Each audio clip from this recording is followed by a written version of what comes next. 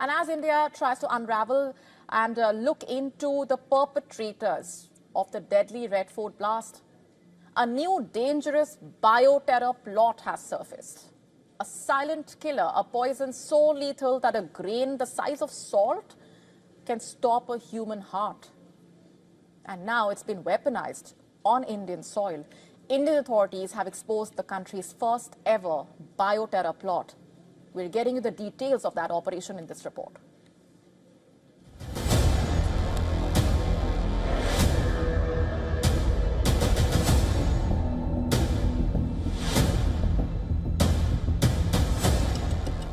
Three men, 4 states, 1 deadly mission.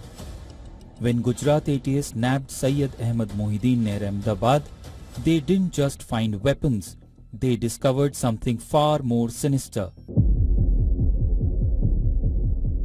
Hidden among 2 Glock pistols, a Beretta and 30 live rounds was 4 liters of castor oil, not for cooking, but for killing.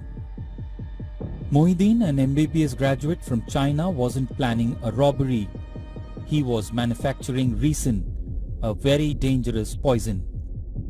Experts say ricin is one of the deadliest biological agents known to man. Extracted from castor beans, just a few milligrams can kill within hours. It attacks vital organs, leading to internal bleeding and organ failure. There is no antidote. It's cheap, it's easy to conceal, and almost impossible to trace after ingestion. The perfect weapon for terror. Investigators have now confirmed that Pakistan-based ISKP handler Abdul Khadija taught Mohideen the entire process of making ricin through online chat. Investigation has also revealed that Mohideen wasn't acting alone. 2 others, part of the same Pakistan-backed module, had already conducted reconnaissance in crowded markets of Delhi, Lucknow and Ahmedabad. काफ़ी radical mentality है इसकी। ये भारत में मोटे प्रमाण में मतलब बड़ी लोगों को नुकसान पहुंचा पाए इस तरह की आतंकवादी घटना को अंजाम देना चाहता था। इसके लिए बहुत सारे फॉरेनर्स के कांटेक्ट में था।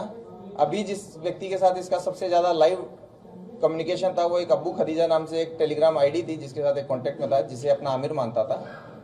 अब्बू खदीजा जो है वो आईएसकेपी का हो सकता है, ऐसा इसका मानना है। Now, ATS teams from Gujarat, Uttar Pradesh, Rajasthan and Telangana are jointly interrogating the suspects. Over 250 photos and videos have been recovered. For now, the bioterror plot has been nipped in the bud. The central government has been alerted.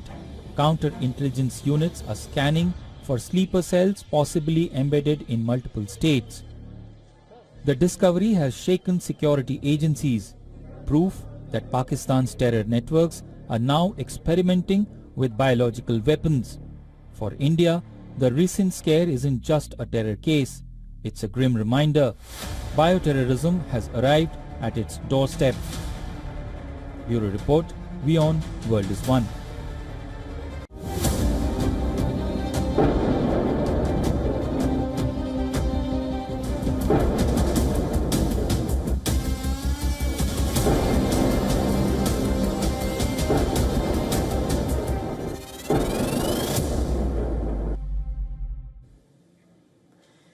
Washington ramped up its military presence in South American waters. It has deployed its largest carrier, the USS Gerald R. Ford aircraft carrier, along with 3 accompanying warships.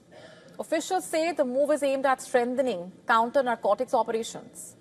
But analysts warn the size and scope of this deployment signals more than just a fight against drugs. It's a show of power in a region already fraught with tensions. Venezuela, for that matter, has responded with an unprecedented mobilization. The president has ordered nearly 200,000 troops into action, deploying land, air, naval, missile forces, effectively placing the nation on maximum alert. In fact, the country says it is prepared to defend its sovereignty against any threat. The message is absolutely clear. Any misstep by Washington as such could trigger a serious confrontation. And this escalation coming on the heels of a series of U.S. strikes on vessels suspected of carrying drugs from South America to Washington.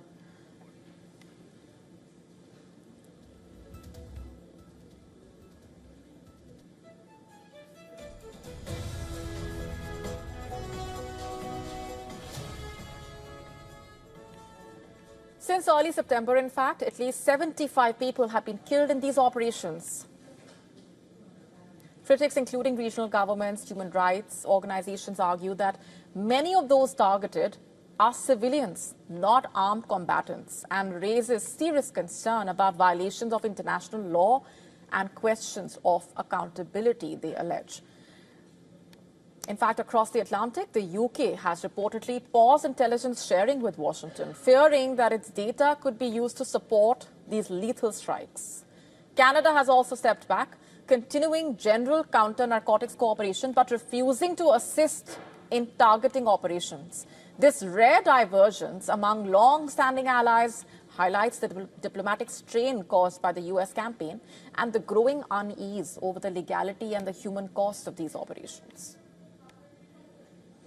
In fact, the Trump administration insists these measures are necessary. Officials say the strikes are intended to disrupt transnational drug networks and prevent narcotics from reaching U.S. cities. Yet, with a heavily armed carrier strike group in the region, the campaign's scale has alarmed lawmakers and experts alike, who basically warn that it could escalate tensions far beyond drug interdiction.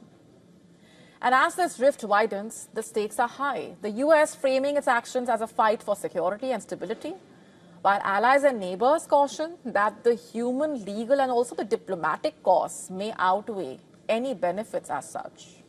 China, meanwhile, has accused the United States of orchestrating one of the largest crypto heists in history.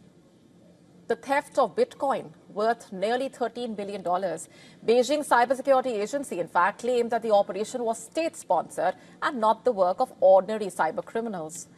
Now, according to China's National Computer Virus Emergency Response Center, the 2020 hack of the Luobian Bitcoin mining pool, which saw over 127,000 Bitcoins stolen, was a state-level hacker operation led by the United States. That's what they're claiming.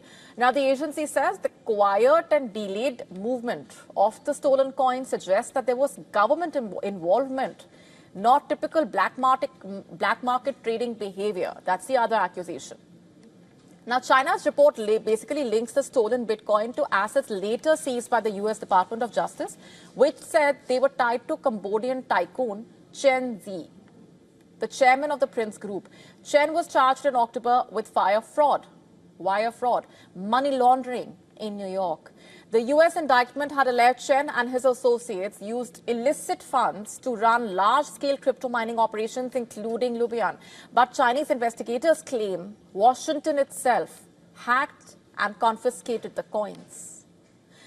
The Chinese report calls it a black eats black operation, implying that the U.S. government stole the same Bitcoin it accused Chen of laundering. That's massive. And for context here, the U.S. Justice Department's forfeiture action against Chen's assets of over 127,000 Bitcoins is the largest crypto seizure in American history. Prosecutors, in fact, have refused to comment on how or when they obtained the coins. China, meanwhile, has ramped up its cyber accusations against Washington, earlier alleging U.S. hacks on Microsoft Exchange servers and China's National Time Service Center. Chen's legal team has meanwhile denied wrongdoing, reportedly calling the U.S. allegations seriously misguided. His lawyer says that they are working with crypto experts to trace the stolen Bitcoin. Now, as the world's two largest powers accuse each other of hacking, this latest charge adds yet another layer of tension to the U.S.-China cyber rivalry. To stay up to speed with the latest news, download the WION app and subscribe to our YouTube channel.